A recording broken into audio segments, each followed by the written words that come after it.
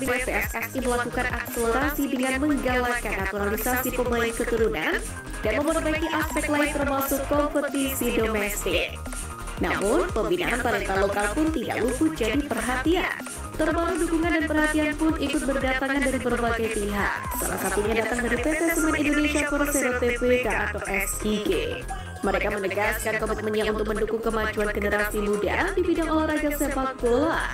SIG sendiri memberikan pembinaan melalui 3 sekolah sepak bola atau SSB yang didirikan di area operasional perusahaan melalui SSB SIG Tuban, Dynamic Soccer School Tuban, Jawa Timur, serta SSB Semen Padang, Sumatera Barat. Total jumlah peserta yang mendapatkan pembinaan kini mencapai 406 anak dengan rentang usia 7 hingga 17 tahun. Komitmen SIG untuk mendukung talenta muda Indonesia ini sejalan dengan arahan Erick Thohir tentang pengembangan sumber daya manusia, penguatan peran muda, dan prestasi olahraga.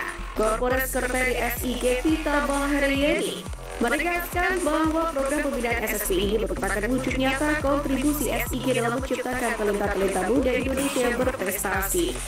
Dalam upaya mendukung pembinaan yang berkualitas, SIG pun memastikan bahwa seluruh pelatih utama atau head coach SSB binaan SIG Group memiliki lisensi resmi dari perusahaan sepak bola seluruh Indonesia atau PSSI.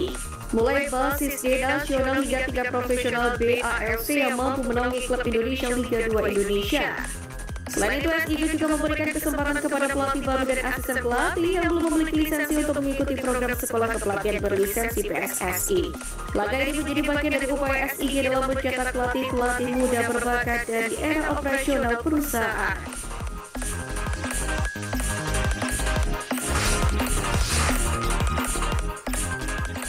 Hal yang tidak terjadi pada Indra Syafri ketika kalah.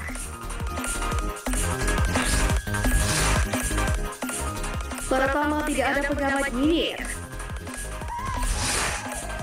Tidak ada pengamat yang mengkritik keras atau nyinyir Indra Syafri meski tim asuhannya tidak berkutik di kandang sendiri meski hanya laga uji coba. Timnas Indonesia U20 pun tak berkutik melawan 2 negara Arab, tetapi tak ada komentar mirip untuk Indra Syafri. Semua berlalu begitu saja dan ini menjadi keanehan pertama yang muncul saat tim asuhan Indra Syafri kalah dalam pertandingan.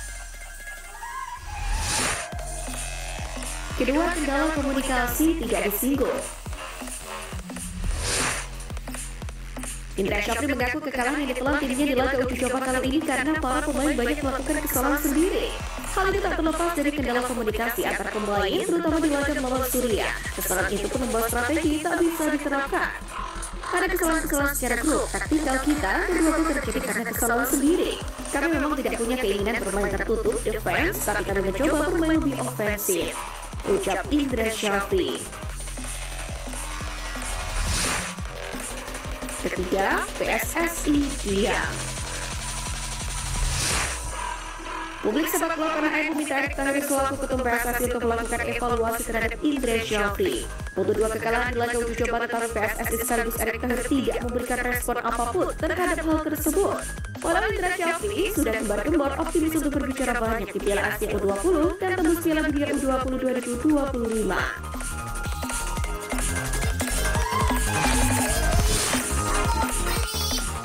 Gelagat serba bisa potensial masuk radar Patrick Kluivert.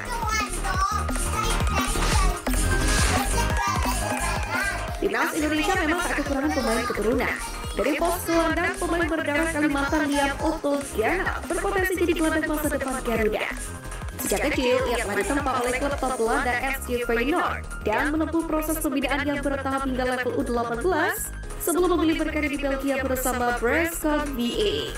Setelah 2 tahun berkarir di Belgia, Liam kembali ke Belanda dengan bergabung ke Excelsior mengikuti jejak gelandang timnas Indonesia David Juan, yang mana sebelumnya juga memperkuat klub tersebut sebelum direkrut oleh Swansea City. Liam sendiri saat ini bermain untuk klub Belanda Excelsior U21.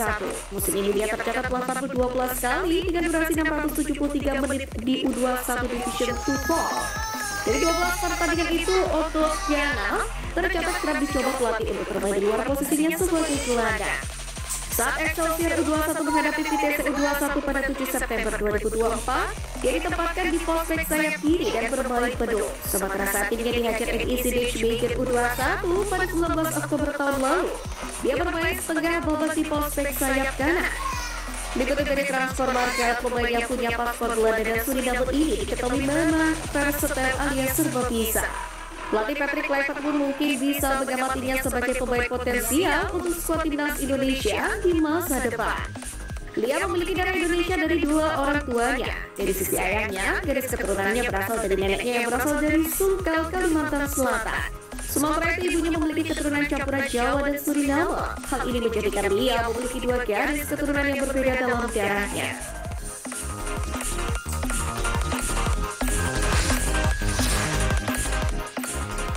Kelvin Verdon bikin solo fokus berkat influencer cantik asal Eropa.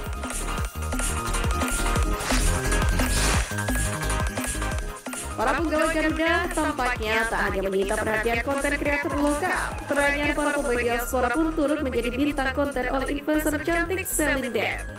Sebagai informasi, Celine Dion adalah seorang influencer Belgia yang aktif di berbagai media sosial seperti Instagram, TikTok, dan akun YouTube. Dia menjadi orang Belgia pertama yang mencapai 10 juta subscriber di YouTube dan mulai mengunggah video ke TikTok pada bulan April 2019 lalu. Terkini, Celine Dion menjadi sorotan netizen tanah air setelah mengunggah video dirinya bersama para pemain timnas Indonesia. Sejumlah pemain keturunan timnas seperti Tom Haye, Miss Hilger, Sandy Walsh, Saint Patinama hingga Kelvin Verdon pun ikut serta dalam challenge ini. Simpelnya, tiap challenge adalah tantangan untuk mencari suara paling keras dari dua orang yang berjabat tangan dengan disertakan ayunan tangan. Para pemain keturunan timnas Indonesia pun bergantian melakukan dep challenge dengan Celine Dion. Miss Hilger dan Sandy Walsh berhasil mengeluarkan suara paling keras di antara para pemain lain. Hilger pun akhirnya keluar sebagai pemenang dengan nilai 9 poin. Keseruan para pemain timnas Indonesia tadi pun mencuri perhatian netizen di media sosial. Namun alih-alih menyaksikan jalannya challenge, mereka justru salah fokus pada ekspresi Kelvin Verdon yang terlihat sangat bahagia pada video itu. Pasalnya Verdon yang selalu terlihat serius dan cenderung tanpa ekspresi ketika di lapangan berubah menjadi ceria, bahkan beberapa kali tertawa lepas bersama rekan-rekannya yang lain.